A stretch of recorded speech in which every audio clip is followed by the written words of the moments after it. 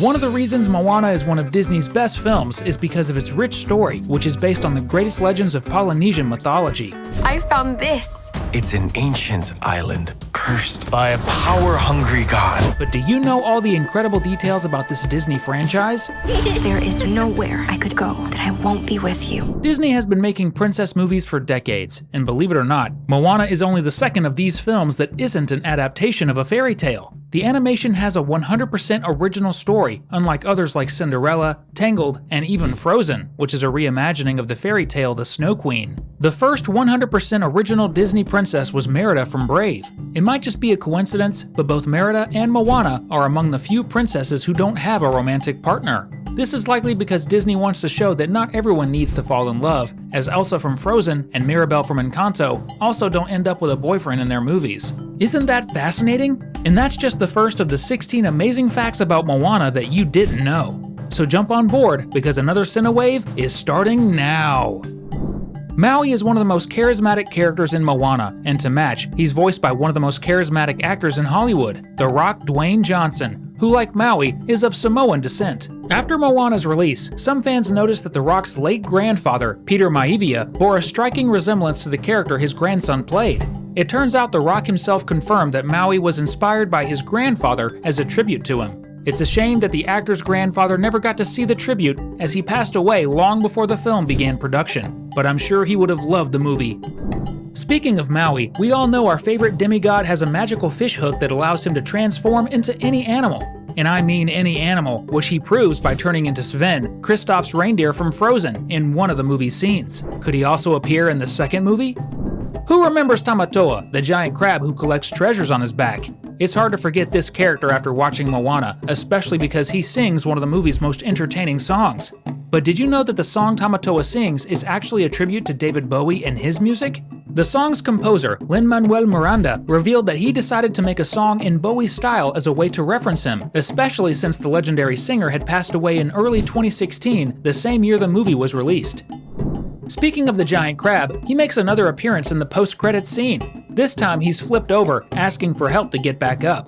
Tamatoa then says he'd be helped right away if he were Sebastian. He's referencing Sebastian from The Little Mermaid, the crab who is Ariel's friend. Sadly, Tamatoa is right because Sebastian is way more likable and he'd definitely be helped immediately. Did you enjoy that reference? Then comment below with #crab.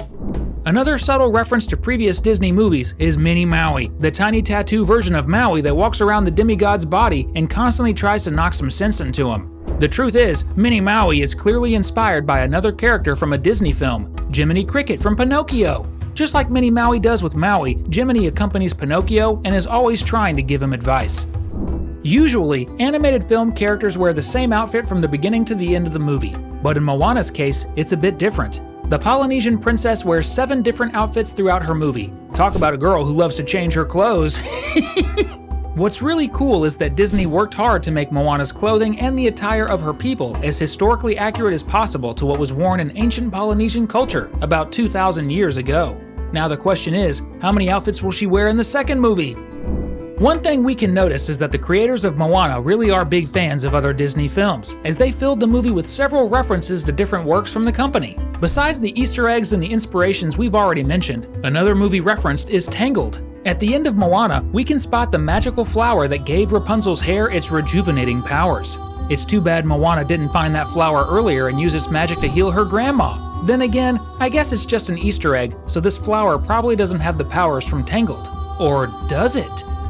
Here's another reference, this time tied to Frozen, and it happens when Moana wakes up on the island where Maui is. Her hair is all messy, just like Anna's from Frozen when she wakes up. The difference is that Moana had just survived a big accident at sea, while Anna was simply sleeping comfortably in her bed. I can't really judge Anna for having messy hair though, because I wake up looking just like that too. Does that mean I'm also a Disney prince? In one scene early in the movie, when Moana is still a child, her father bumps into a tapestry that shows an illustration of a spiky monster. Sharp-eyed fans might notice a strong resemblance between this monster and the snow monster that Princess Elsa creates in Frozen. Of course, this might just be a small coincidence, but I doubt it. The only thing that could convince me otherwise is if this monster shows up in the second Moana movie. Then we could say the two monsters are related. Before we continue the video, click the subscribe button to keep getting videos about your favorite animated films. We post videos every day, so stay tuned. Usually in big Disney movies, the voice actors are pretty well-known celebrities. Maui is a great example, voiced by none other than The Rock. But here's something interesting. The voice of Moana was originally done by an actress who was totally unknown at the time. Moana is voiced by Auli'i Cravalho, who had no previous experience acting or doing voice work. It was her first role ever, and get this, she wasn't even planning to audition for Moana. She wanted to drop out because so many other actresses had already auditioned. It was her agent who convinced her to give it a shot. In the end, she got to work alongside The Rock and became super famous. Who would have thought? Honestly, I wouldn't be surprised if she was always meant to be Moana, considering how much she physically resembles the character. But it's not just about looks. Moana is 16 years old in the first movie, and Auli'i was the same age, turning 16 just one day before the film's release. So many cool and strange coincidences. One really cool detail in Moana has to do with the Polynesian culture the story is based on. In many Polynesian languages like Maori and Tahitian, Moana means ocean or sea, which fits the character and the entire plot of the movie perfectly. What's even more interesting is that Polynesian gods often have names that reflect what they represent. For example, Pele, the goddess of fire and volcanoes, has a name that literally means volcano. Or Tahiri, the god associated with storms, whose name means wind. With that in mind, it makes me wonder, Moana was chosen by the ocean and her name means sea, just like the gods have names that reflect what they control. Could this mean Moana is a goddess or might become one in the next movie? I'm not sure. It could just be a coincidence or a fun reference, but it's definitely something we can't ignore. While Disney's Maui is this big burly guy who was abandoned by his mother and turned into a demigod by the gods, the Maui from the original Polynesian myths is a bit different.